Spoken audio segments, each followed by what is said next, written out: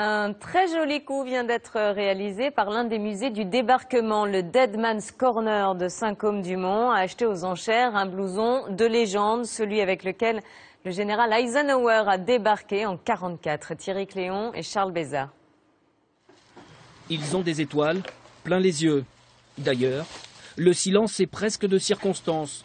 À l'heure où les gérants du centre historique des parachutistes du jour J de Saint-Côme-du-Mont découvrent pour la toute première fois leur toute dernière acquisition. Un cuir 4 étoiles du général Dwight Eisenhower que ce dernier a porté entre février 1943 et décembre 1944, au moment où il était commandant en chef des forces alliées en Europe.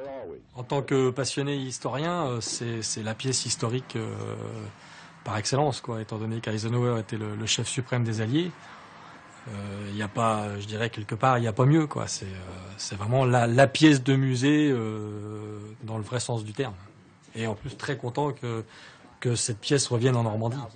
Petit retour en arrière justement dans l'histoire de cette trouvaille. C'était le 17 septembre dernier, au premier jour d'une vente aux enchères à Boston. Parmi la multitude d'objets appartenant à des présidents américains, se trouve une paire de jumelles, une montre et ce fameux blouson d'Ike.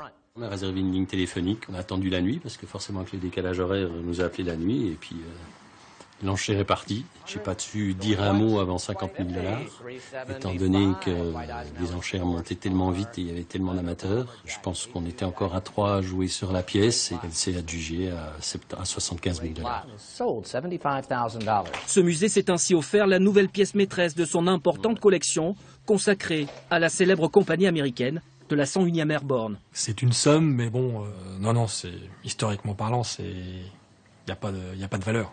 Ce petit trésor vestimentaire de l'histoire de la Seconde Guerre mondiale, authentifié par la Maison-Blanche, sera dans un premier temps mis en lieu sûr avant d'être exposé à compter de juin 2015 dans le nouvel espace du musée de Saint-Côme-du-Mont.